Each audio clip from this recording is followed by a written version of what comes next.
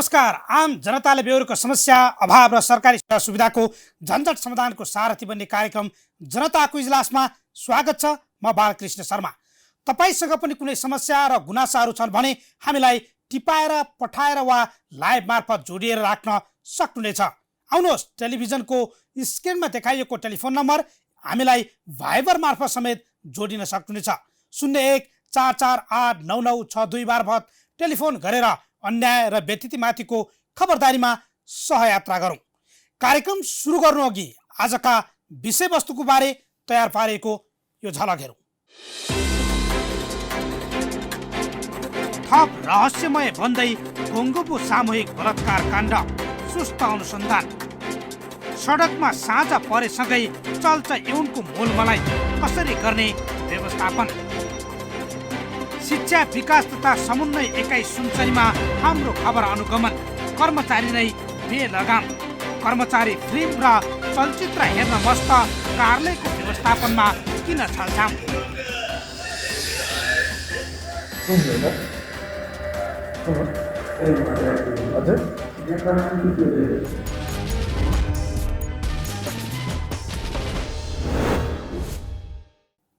स्वागत छ कार्यक्रम जनताको इजलासमा।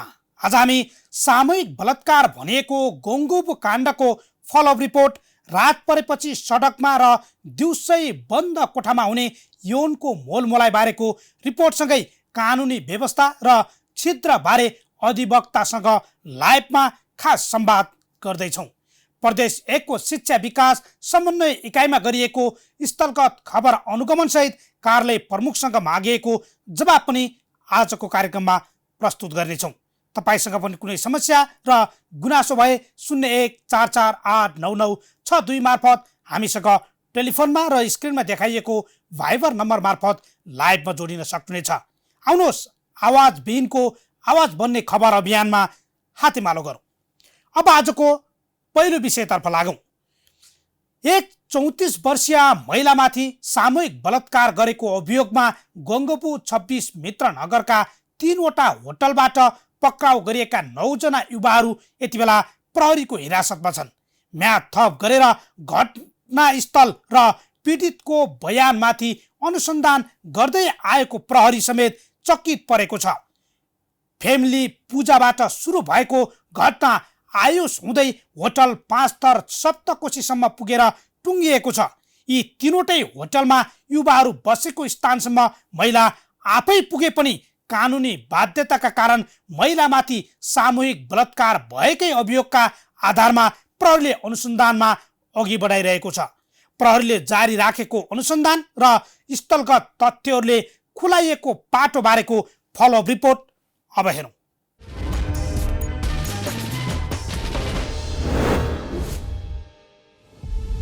सुर्खेतबाट काम खोज्दै काठमाडौँ आएकी भनिएकी अन्दाजी 34 वर्षीय एक महिलामाथि सामूहिक बलात्कार गरेको आरोपमा पक्राउ परेका 9 जना युवाहरूमाथिको प्रहरी अनुसन्धान जारी छ। प्रहरीले पीडितको उजुरी र बयानका आधारमा सीसीटीभी फुटेज मार्फत अनुसन्धान अघि बढाएर 24 घण्टाभित्रै आरोपितलाई पक्राउ गरेको दावी गरिरहँदा अनुसन्धानका बाँकी प्रक्रिया भने सुस्त गतिमा देखिएको छ। घटनास्थलको स्थलगत विवरण आफू बलात्कृत भएको भन्दै उजुरी गर्ने महिलाको दावी अनुरूपको नभए पनि महिलाले मन्जुरी बिनाको यौन सम्पर्क भन्दै उजुरी गरेमा कारबाही हुने कानुनी व्यवस्थाकै आधारमा प्रहरी अनुसन्धान अघि बढेको देखिन्छ। पक्राउ अभियुक्तमाथि म्याद थप गरेर कानुनी कारबाही अघि बढाइरहेको प्रहरी घटनास्थलको विवरण र प्रमाण समेत सङ्कलन गरेर निष्पक्ष अनुसन्धानमा जुटेको दावी गरिरहेको छ। यसमा पहिलो दिन हेर्दाखेरि पहिलो दिनको त्यो 13 गतेको साँझ 11 बजीसम्ममा 7 जना व्यक्तिहरू पक्राउ परेका। ती पक्राउ परिसकेपछि रिमेनिङ 2 जना फरार थिए। फरारको हकमा पनि ती 2 जनालाई भोलिपल्ट बिहान एउटालाई 9 बजेतिरको हाराहारीमा समातियो, अर्कोलाई 3:30-4 बजेतिरको हाराहारीमा समातिसकेपछि उनीहरूलाई पनि लिएर आउने काम भयो। त्यसपछि स्वास्थ्य परीक्षण लगायतका कामहरू सकेर अहिले उनीहरूको म्याद थप लगायतको काम सकिसकेको छ। अन्य अनुसन्धानको हकमा अन्य अनुसन्धान कार्य जारी नै रहेको छ र निज पीडित महिलाको स्वास्थ्य अवस्था अहिले सामान्य नै रहेको अवस्था छ। अहिले यसको सम्बन्धमा प्रहरी टोली डकुमेन्टेसन हेर्नेदेखि सोको अफिसरहरू होइन, अनि त्यसपछि महिलाको केस भएको हुनाले महिलासँग रिलेटेड महिलाको इन्सपेक्टर साहबहरू सबै टोलीहरू गइकन त्यहाँ घटनास्थलमा हेर्न पर्ने जे हेर्न पर्ने सबुत प्रमाण जे सङ्कलन गर्नुपर्ने एक्जिबिटहरू तिनीहरू सबै सङ्कलन गर्ने कामहरू त्यहाँबाट गरेको अवस्था चाहिँ छ। हजुर, अहिले अनुसन्धान जारी छ। अब थप मेडिकल रिपोर्टहरू आउने लगायतको अन्य कुराहरू सबै आइसकेपछि त्यसपछि अनुसन्धानका थप प्रक्रियाहरू बाँकी बसेका डकुमेन्टेसन लगायतको पाटोहरू त्यसमा चाहिँ प्रहरीले काम गरिरहेको अवस्था छ। 3वटा फरक फरक होटलमा बसोबास गर्दै आएका मुगुको छायानाथ रारा नगरपालिका 10 का 6 जना युवा, वडा नम्बर 11 का 1 युवा, वडा नम्बर 6 का 1 युवा र अर्घाखाँचीको सिद्धगङ्गा नगरपालिका 12 का 1 जना यति बेला सामूहिक बलात्कारमा संलग्न भएको अभियोगमा पक्राउ परेका छन्।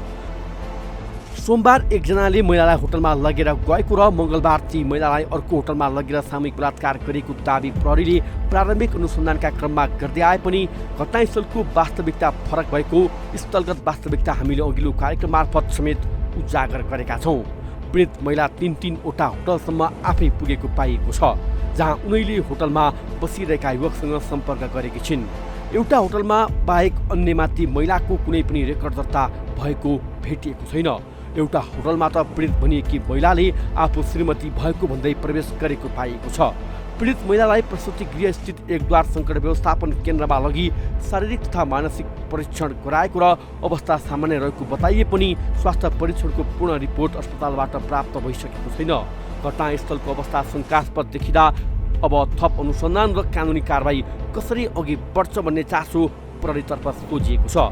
मन्जुरीमै भएको यौन सम्पर्कको सहमति तोडिएर जबरजस्ती भएको भन्ने उजुरी परेमा समेत पक्राउ गरेर कारबाही अघि बढाउनु पर्ने कानुनी बाध्यता सबैको हकमा लागू हुने बताइरहेको छ प्रहरी। यसमा कस्तो छ भनेपछि मैले पहिले नै भनिसकेको छु, यहाँलाई निवेदन गरिरहेको छु।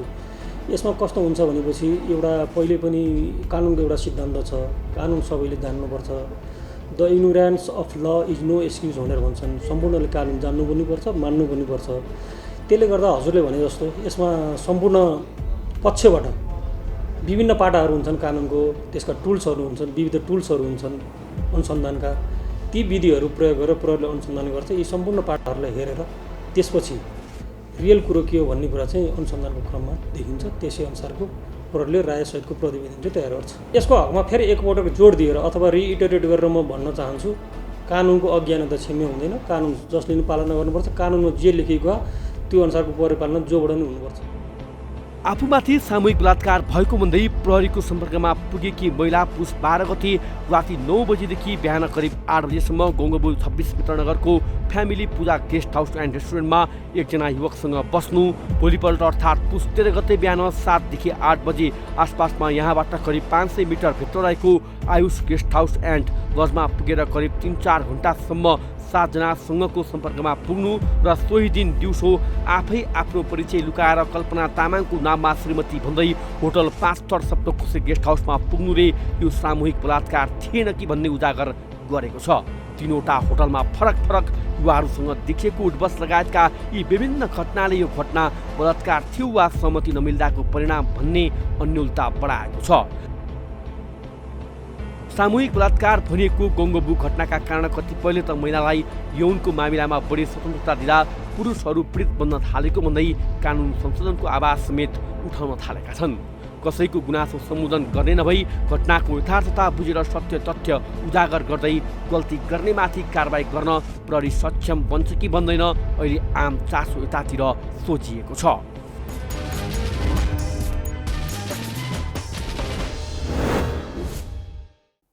बलात्कार काण्ड फलोअफ आखिर यस्ता घटनाहरू किन बढिरहेका छन् त? हामी काठमाडौँको गङ्गबु क्षेत्रसँगै रत्नपार्क, गौशाला, चाबहेल, कोटेश्वर, कलङ्की लगायतका विभिन्न स्थानमा रातको समयमा पुगेका छौँ। साँझ परेपछि सडकमै हुने यौनको मोलमोलाई र दिउँसो बन्द कोठामा चल्ने रसलीलाबारे हाम्रो टिमले तयार पारेको यो फलोअप विशेष रिपोर्ट अबका क्रममा।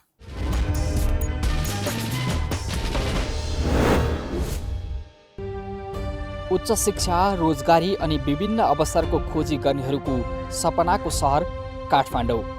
तर पछिल्लो समय देशभरका नागरिकको चाप थेगिरहेको यो सहर अभाव र समस्याको थलो बनिरहेको छ। धुलो, हिलो अनि यात्रामा मात्रै होइन, रोजगार बन्नेहरू गौडा-गौडामा ठगिन्छन् यहाँ। यति मात्रै होइन, यो सहर आजकल अघोषित रेड लाइट बनेको छ। बन्द कोठामा हुने देह व्यापारको मोलमोलाई र रमाइलो त जताततै फैलिएको छ। खुल्ला सडकमा अनि सार्वजनिक पुलमा नै रात परेपछि चल्छ यौनको मोलमोलाई। हामी ग्राहक बनेर रत्न पार्क आइपुग्यौँ। यौनकर्मी नजिकै पुगेर के उभिएका थियौँ? मलिन स्वरमा प्रश्न आयो। जाने हो?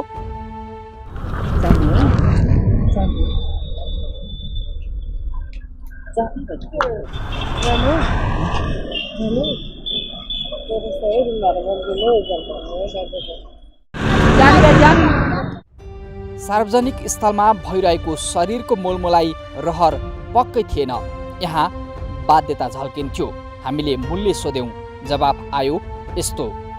1300, 1500, 1000 कस्तो चाहिएको? 5000, 4000 कस्तो चाहियो? मिला 1300 मिला 1300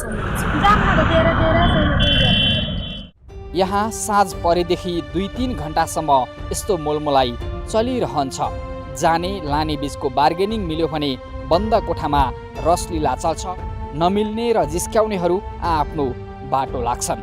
बागबजार, रत्न पार्क, भोटाहिटी, सुन्दारा लगायत नजिकैका होटलहरू यौनकर्मी र ग्राहकका यौन प्यास मेटाउने थलो बनिरहेका रहेछन्। केही घन्टा रत्न पार्कलाई निहालेपछि हामी गौशालातर्फ लाग्यौँ। गौशाला क्षेत्रमा पनि उसै गरी चल्दो रहेछ यौनको बार्गेनिङ। यहाँ रेट अलिक सस्तो रहेछ। 800 मै यौनकर्मी पाइने यो क्षेत्रमा युवतीभन्दा अद्वैंसीहरू बढी आफ्नो शरीरको मोलमोलाई गर्दैछन्।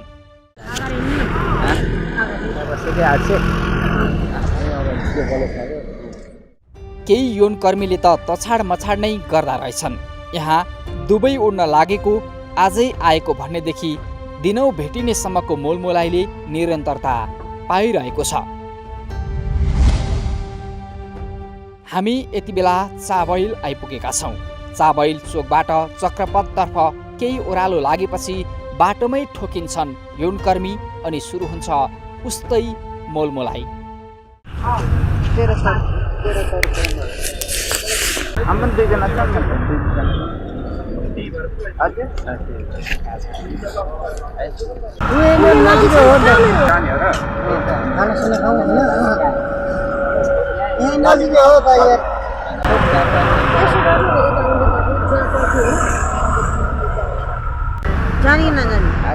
कुरा मिल्यो, यौन क्रीडाका लागि तयार।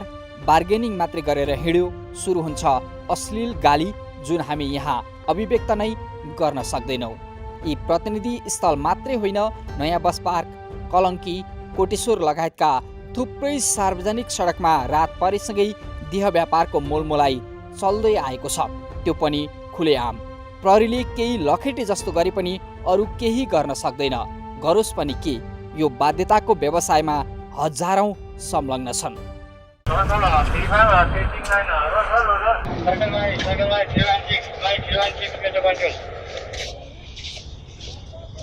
सार्वजनिक सडक र पुलमा मात्रै होइन, हामी बन्द कोठामा दिन दहाडै चल्दै आएको देह व्यापार बारेको वास्तविकता बुझ्न र देखाउन जोरपाटी क्षेत्रका विभिन्न खाजा पसलसम्म पुगेका छौँ, जहाँ प्रहरीसँगकै सेटिङमा यौन क्रीडा चल्दो रहेछ।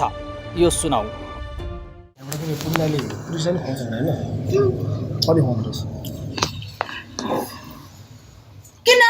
खाजा पसलमा सबैभन्दा बढी यौन बिग्दो रहेछ। महिनामै यौन कर्मीले लाख कमाउँदा सञ्चालकले कति कमाउँदैछन्? एकपटक यो पनि सुन्नुहोस्।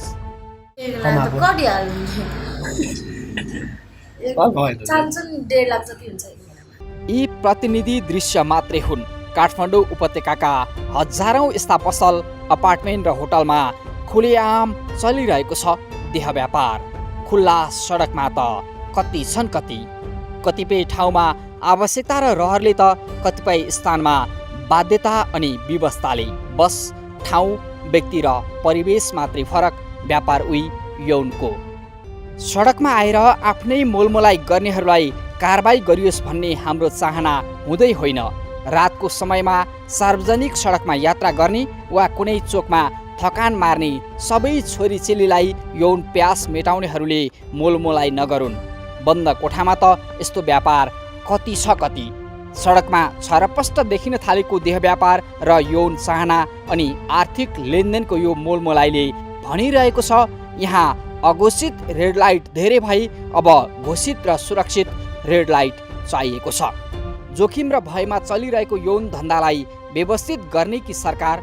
मानवीय चाहनाको एउटा अभिन्न अङ्ग पनि हो यौन। खुलेआम जताततै फैलिँदै गरेको यो अभिव्यक्ति र अश्लीलतालाई धरपकड र लगाम होइन व्यवस्थापन गरौँ। यो काठमाडौँको गोङ्गबु बस पार्क क्षेत्र।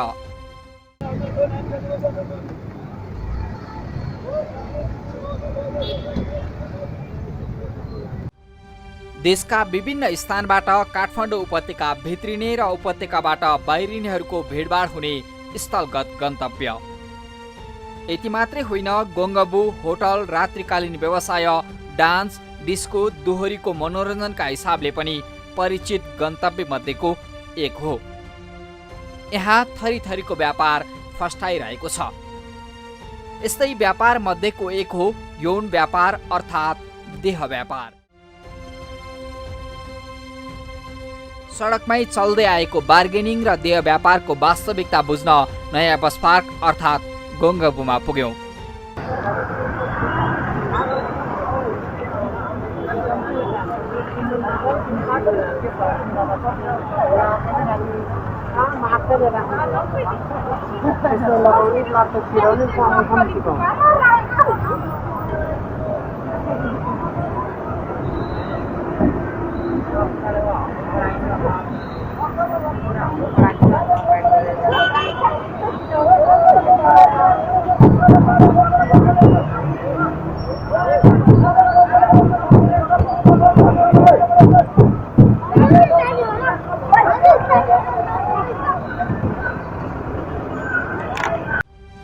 हामीले पनि केही यौनकर्मी छेउ पुगेर संवाद गर्यौं।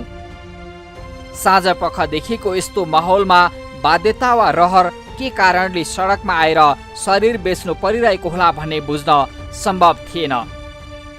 छेउमा पुग्न नपाउँदै यौनकर्मी खुसी हुँदै सोध्न थालिहाले, जाने हो? संवाद दोहोरो भयो। कति हो? जवाफ आयो 2 पटक, करिब 1 घण्टाको 1300। रुम भाडा त्यसैबाट मिलाउला। एक पटक यो संवाद पनि सुनौ।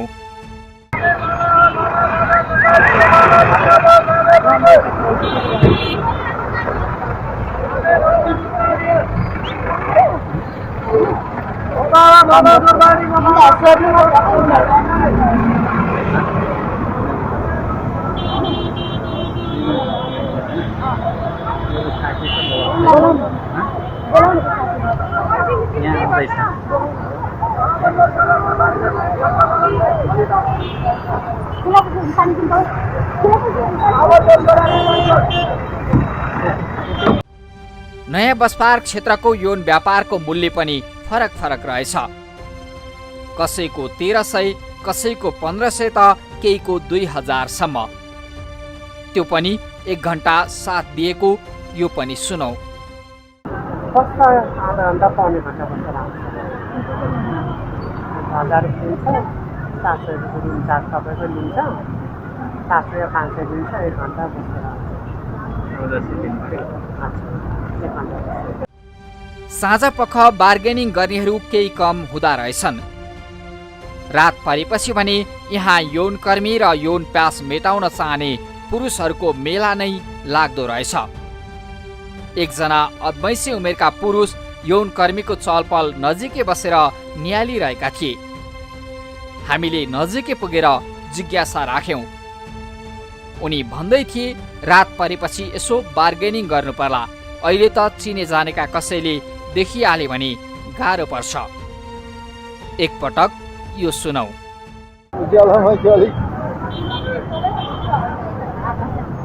डिस्काउन्ट गर्छु बेला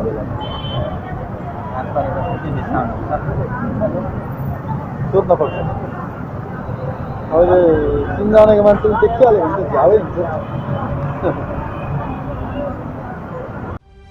यहाँका यौनकर्मी देह व्यापार मात्रै होइन, केही युवाहरूको सहारा लिएर यौन प्यास मेटाउने बहानामा पैसा लुट्न समेत सक्रिय रहेछन्।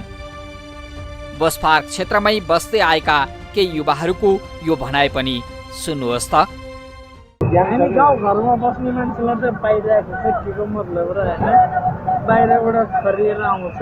अहिले हेर्नु अहिले केटीहरू मात्र आएको नि, केटाहरू फकाउन आएको रात परेपछि केटाहरू ग्याङ आउँदैन होइन, खतरा खतरा केटाहरू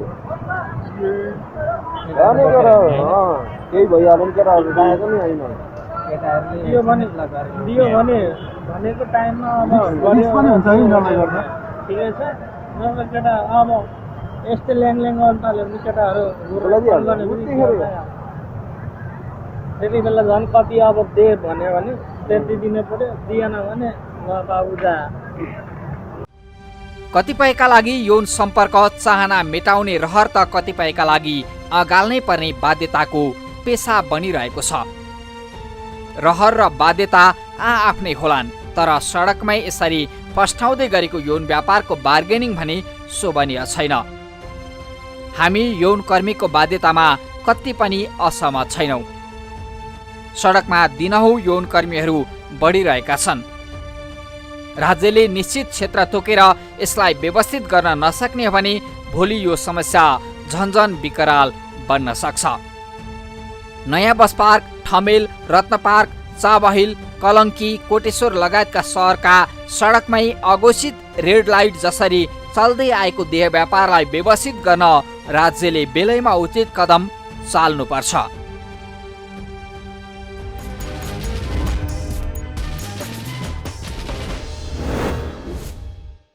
हो भनिन्छ यौन सम्पर्क भोजन जत्तिकै आवश्यक हुन्छ, तर सहमतिमा भएको यही सम्बन्धमा असहमति पैदा भयो भने जेलको चिसो छिडीमा पुग्नुपर्ने अवस्था पनि छ।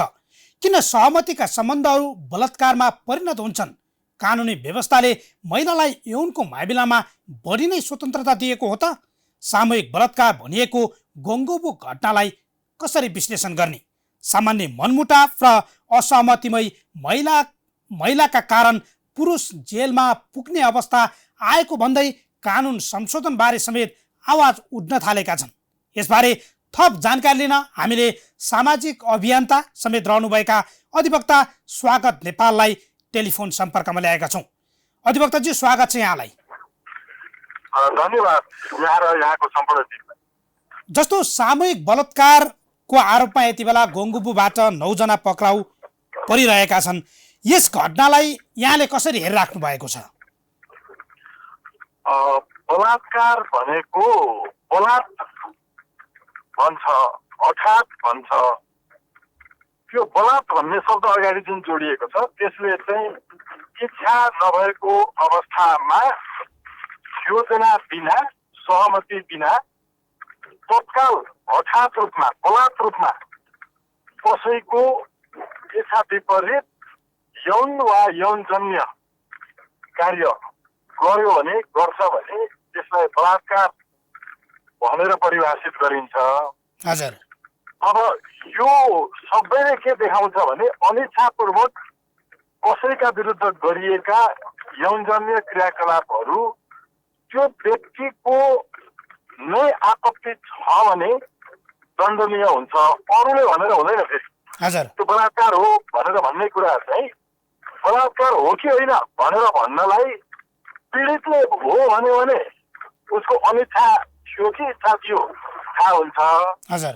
त्यो बलात्कार थियो वा थिएन भनेर गर्ने भनिएको मान्छेले वा हेर्ने, देख्ने, सुन्नेले भनेर चाहिँ बलात्कार हुँदैन भन्ने विश्वव्यापी यसको चाहिँ मान्यता छ। त्यो मान्यताका आधारमा कानुनहरू बनेका छन्। तर कानुनको दुरुपयोग गरेर कसैले पनि कसैका विरुद्धमा तपाईँको चाहिँ रिसिभी सार्ने, गलत ढङ्गले फाइदाहरू लिने यो खालको गतिविधिहरू पनि पाइएका छन्। यो चाहिँ एकदमै गैर कानुनी काम हुन्छ आफैमा। र अहिलेसम्म यसरी बलात्कारको झुठो अभियोग लगाउने 7 जना मान्छेहरू, महिलाहरूलाई न्यायाधीशले फैसला गर्ने क्रममा गलत आरोप लगाएको भनेर जेल सजायको फैसला गरेका पनि उदाहरणहरू छन्। हजुर त्यो भएको हुनाले यी सबै सन्दर्भहरूमा हेर्नुपर्छ। जस्तो यहाँ गोङ्गोपुको घटना पनि के देखिन्छ भने 3-3वटा होटेलमा महिला पुगेको देखिन्छ। त्यो सँगसँगै उनीले गलत नाम जो त्यहाँ एउटा दर्ता किताबमा होटेलमा बस्नका लागि एउटा पालना गर्नुपर्ने नियममा उनीले फरक फरक नाम लेखेको र आफै स्वयं त्यो होटेलमा पुगेको र कुनै पुरुषलाई भने मेरो श्रीमान हो भन्दै लगेको भन्ने अवस्था पनि देखिन्छ त्यहाँका होटेलका सञ्चालकहरूसँग कुराकानी गर्दा। यो घटनामा कसरी हेर्ने यसलाई? अब मेरो श्रीमान होइन, म यौन सम्पर्क गरेर पैसा कमाउन जान आँटेको हो भन्नका लागि त हाम्रो सरकारले हाम्रो संसदले कानुन बनाइदिनु पर्यो। हजुर श्रीमान हो भनेर जान नपर्ने, म चाहिँ यौन सम्पर्क नै गर्ने हो र पैसा लिएर गर्ने हो भनेर भन्नका लागि त त्यो कानुन बनाइदिएको छैन। अहिलेसम्म यो जे जति पक्राउ परेका छन् के भएको छ, यो चाहिँ कानुन बनाएको पनि पुरुषले, त्यो कानुन लागू गर्ने पनि पुरुष, त्यहाँ जाने पनि पुरुष, अनि यो मुद्दा खप्ने पनि पुरुष। हेर्नु त, हजुर हजुर त्यो भएको हुनाले कि महिलाहरूले आफूले यो कानुन बनाएर उनीहरूलाई पक्राउ गराएको त होइन। त्यो जो पक्राउ परेका छन्, पक्राउ गर्ने प्रहरी जो हो, यो सबै बनाउने पनि पुरुषहरूले बनाएको हो।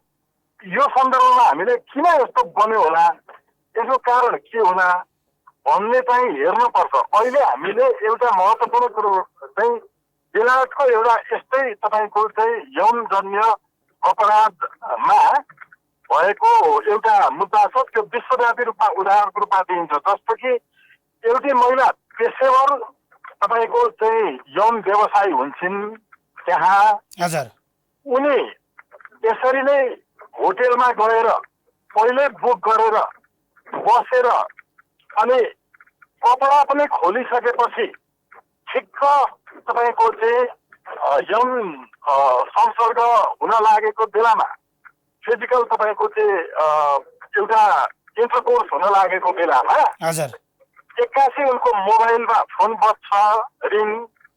त्यो रिङ बज्दाखेरि चाहिँ के थाहा हुन्छ भने उनको छोरीलाई चाहिँ एउटा एक्सिडेन्टमा परेर मर्नसम्म अवस्थामा पुगेको छ भन्ने खबर आउँछ।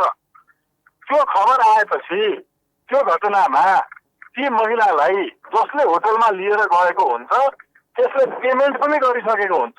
हजुर तर पेमेन्ट पाइसकेपछि पनि मलाई चाहिँ उनले यौन सम्पर्क गर्न दिएनन् भन्ने उसको आपत्ति हुन्छ। अनि उसले जबरजस्ती गर्छ, मैले त पेमेन्ट पनि गरिसकेको छु, तिम्रो छोरी एक्सिडेन्ट होस् कि त्यसुकै होस् भनेर भन्छ।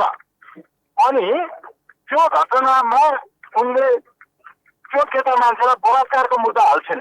हेर्नुहोस् है, हजुर हजुर त्यो बलात्कारको मुद्दा हाल्दाखेरि त्यो मुद्दा जब अदालतमा पुग्छ, अदालतले के भन्छ भने पैसा तिरेर राजी भएर गएको हो भने पनि त्यति नै बेला चाहिँ मेरो असहमति छ, म तयार छैन भनेपछि उसले मान्नु पर्थ्यो। त्यो नमानेको भएको हुनाले महिलाको संवेदनशीलताको बारेमा बलात्कारसँग सम्बन्धित कानुनले बढी डिल गर्छ र यो चाहिँ बलात्कारै हो भन्छ। त्यसकारण के भने दिनभरि तपाईँको चाहिँ काम गरेर थाकेर आएको श्रीमती हुन्छ, बाटोको सडकको छेउमा ढुङ्गा कुटेर त्यो ढुङ्गा बेचेर खाने महिलाहरू हुन्छन्, तपाईँको दाउरा बेचेर खाने हुन्छन्, इन्सुरेसन भइरहेको हुन्छ, जिउले नसक्ने हुन्छ। अनि श्रीमान चाहिँ दिनभरि तास खेलेर तिहार आएर अनि उसले मलाई मन लागेको गर्न पाउनुपर्छ भन्यो भने त्यो पनि बलात्कार हो। यो दृष्टिकोणबाट अघिको त्यो पेसेवर तपाईँको चाहिँ यौन कर्मी भनेको, यौन व्यवसायी भनेको महिलालाई त अदालतले छोरी एक्सिडेन्टमा परेको छ, अब म गर्न सक्दिनँ, मेरो मनले मानेर म जान्छु भन्दा भन्दै उसले नमानिकन पैसा तिरिसकेको छु भन्दै गरेको पनि बलात्कारै हो। अब यो घटनामा यो जो मान्छेहरू गएका छन् उनीहरूले पहिला शारीरिक सम्पर्क राखे होलान्, अनि उनीहरूले चाहिँ म 10,000 दिन्छु भनेको ठाउँमा 5,000 मात्रै दिएर भाग्न खोजे होलान्। हजुर त्यस्तालाई त बलात्कारको मुद्दा लाउनै पर्छ, त्यो बलात्कारै हो। हजुर किनभने एउटा आशयबाट, एउटा उद्देश्यबाट एउटा कुरो भनेर अर्कै काम गर्छ भने त्यो बलात्कार हो। तपाईँ इन्डियाको कानुनमा के छ भने म तिमीलाई बिहे गर्छु भनेर यौन सम्पर्कमा राख्छ लामो समयदेखि, अनि बिहे चाहिँ अर्कैसँग गर्छ, म त्यसलाई बिहे गर्दैन हो। त्योभन्दा धनी केटी भेट्छ अथवा राम्री केटी भेट्छ भनौँ, अनि त्यो केटीलाई धोका दिएर छोडिदिन्छ भने हो त्यो पहिला सहमतमा त्यो दुईजनाको तर बलात्कार हो। किनभने उसले म तिमीलाई बिहे गर्छु भनेर भनेको थिएन भने आफ्नो शरीर उनले सुम्पिन्न थिएन। उनको शरीर अर्कैसँग हुने थियो जोसँग खास बिहे गर्ने तयारी हुन्थ्यो। त्यसो भएको हुनाले बलात्कारको एकदम विहङ्गम अर्थमा यो भनिँदै गर्दा नेपालको कानुनले महिलालाई यौनका मामिलामा बढी नै अधिकार दिएको हो त? जस्तो तपाईँले पनि अगाडि भन्नुभयो 7 जना महिलाले त आरोप मात्रै लगाएर जो सजाय पनि काटिसकेका छन्। केही मैले अगाडि हेर्दै थिएँ पोखरामा पनि यस्तै एउटा घटना घटेको रहेछ, जो युवाले त्यहाँ केही 1 वर्षसम्म जेल भुक्तानी गरे तर पछि महिला नै दोषी देखिन्। यसले के कानुनमा बढी नै प्राथमिकता दिएको हो त? अब हेर्नुहोस् है त, त्यही पोखरा हो जहाँ एकजना डिआइजी साहबको भान्जी बिहे भएर भर्खरै हनिमुनमा गएर होटेलमा बसेका थिए। त्यो डिआइजी साहबको चाहिँ तपाईँलाई आफैलाई पनि थाहा छ पक्कै। उहाँको त्यो भान्जी र भान्जे ज्वाइँ चाहिँ बसिरहेको ठाउँमा राति पुलिसले छापा मारेर त्यहीँबाट उठाएर लगेर चौकीमा थुन्थ्यो। हजुर, हनिमुन मनाउनु गएको मान्छे हेर्नुहोस् है। नयाँ नव युवा युवतीदेखि अब बिहे दर्ताको प्रमाणपत्र बोकेर त कोही पनि जाँदैन। अब मान्छेहरू आपसमा तयारी भए उनीहरूले चाहिँ आपसमा तपाईँको सामाजिक, सांस्कृतिक, शैक्षिक, स्वास्थ्य, परिवारको साम्पत्तिक स्थितिलाई नबिगार्दै गरिकन आफ्नो ढङ्गले चाहिँ शरीरको अवयवहरूको आवश्यकता उमेरको वृद्धिसँगै पुरा गर्दै जान्छन् भने त्यो वैज्ञानिक कुरा हो, त्यो प्राकृतिक कुरा हो। तर अघि भने जस्तो गलत ढङ्गले आरोप लगाउने, त्यो आरोप लगाउँदा अब नेपालको कानुनले नै बलात्कार थिएन, सहमतिमा थियो, त्यसकारण झुटो आरोप लगाएको रहेछ भनेर फैसला भएर त्यो निर्दोष महिलाहरूलाई सजाय भएको पनि हुन सक्छ। किनभने नेपालको कानुनले त पहिला तिमीलाई नै बिहे गर्छु भनेर विश्वासमा पारेर यौन सम्पर्क गरिसक्यो, अनि बिहे नगर्नेलाई बलात्कार भन्दैन नि त नेपालको कानुन। जस्तो अब यहाँले यति ब्रिफिङ गरिँदै गर्दा अब के नेपालमा रेड लाइट एरियाको माग भएको हो त? अब के त्यतातर्फ जानुपर्ने हो त? होइन, रेड लाइट एरिया भन्ने विषय जुन छ नि, हजुर, यो चाहिँ यो सम्बन्धित क्षेत्रमा तपाईँको काममा रहेका व्यक्तिहरूको सवालमा 2065 सालको मङ्सिर महिनामा सम्मानित सर्वोच्च अदालतबाट कायम भएको एउटा नजिर बलराम केसीज्यूले गर्नुभएको फैसलामा उल्लेख छ। त्यो फैसलामा के भन्नुभएको छ बलराम केसीज्यूले भने यो डान्स बार क्याबिन रेस्टुराँमा काम गर्नेहरू जो छन् तिनीहरूको पनि यो पेसा सम्मानित हो। पत्रकारिताको भेषमा विदेशीका लागि सूचना सम्प्रेषण गर्ने जासुसहरू विदेशी एजेन्टहरू हो। नेताको भेषमा विदेशीका एजेन्टगिरी गर्ने विदेशीका एजेन्टहरू। यसरी देश बेच्ने भन्दा चाहिँ शरीर बेच्ने महिलाहरूलाई हामीले सम्मान गर्नुपर्छ। यी महिलाहरूले देश बेचेर खाएका छैनन्। यिनीहरूले शरीरको अस्मितामा अरू आफैले आफ्नो ढङ्गले तपाईँको चाहिँ रिस्क मोलेर आफ्नो काम गरिरहेछन्। हो यो कुरा बलराम केसीज्यूको 2065 सालको मङ्सिर महिनामा भएको सायद त्यो 8888 त्यसको निर्णय नम्बर हो। तपाईँले हेर्न सक्नुहुन्छ nkp.gov.np-मा। उहाँले प्रश्न भन्नुभएको छ यो अहिले हामीले डान्स बार क्याबिन रेस्टुराँहरूमा भएको व्यवसायलाई व्यवस्थित गर्नका लागि उहाँले सबै जिल्लामा एउटा सिडिओको संयोजकत्वमा समिति गठन गरिदिनु भएको फैसलामै। स्थायी समिति हो, संसदले बनाउने कारण छ र उहाँले फैसलामा बनाइदिनु भएको छ। त्यसलाई राम्रोसँग लागू गर्ने हो भने हामीले रेड लाइट एरिया घोषणा गरिरहनु पर्दैन। त्यो बलराम केसीज्यूको फैसलालाई हामीले चाहिँ कार्यान्वयन गर्नका लागि धेरैवटा जिल्लामा हामी स्वतन्त्र राष्ट्रिय कानुन व्यवसाय अभियानको तर्फबाट र स्वतन्त्र राष्ट्रिय अभियान अनि उन्नत स्वतन्त्र पार्टीको तर्फबाट चाहिँ धेरै ठाउँमा कार्यक्रमहरू गरिसकेका छौँ जिल्लामा घुमेर। त्यसलाई लागू गर्ने हो भने रेड लाइट एरिया जरुरी हुँदैन। हस्, यहाँलाई धन्यवाद। जो उहाँ हुनुहुन्थ्यो अधिवक्ता स्वागत नेपाल। हामीले खास गरी नेपालमा पछिल्लो समय बढ्दै गरेको जो बलात्कार घटना, अझ सामूहिक बलात्कारका घटनाहरू आउने गरिसकेपछि के यसले अलिकति विसङ्गति भित्र्याइसकेपछि पनि जो सतर्कता नअपनाउँदा अर्थात् महिला आफै पुरुषहरूसँग जाँदा पनि बलात्कारका केसहरू अगाडि बढेका छन् भन्ने कुरा पनि यसले देखाइरहेको छ। यति बेला हामी मसाज पार्लरदेखि रेस्टुरेन्टसम्म यौनको बार्गेनिङ अनि साँझ परेसँगै सडकमै चल्छ यौन व्यवसायको मोलमेलाइ र व्यापार। धेरैले केही पैसा खर्चेर यौन प्यास मेटाउने गरेको काठमाडौँ शहरमा कतिपय घटनाहरू सहमति ब्रेक हुँदा बलात्कारका रूपमा बाहिरिने गरेका छन्। सडकदेखि कोठासम्म पोखिएको यौनको उन्मादलाई आकलन गरेर व्यवस्थित रेड लाइटको खोजीका लागि अध्ययन अनुसन्धान गर्ने कि सरकार केही विकल्प खोज्ने भन्ने प्रश्न यति बेला उब्जिएको छ।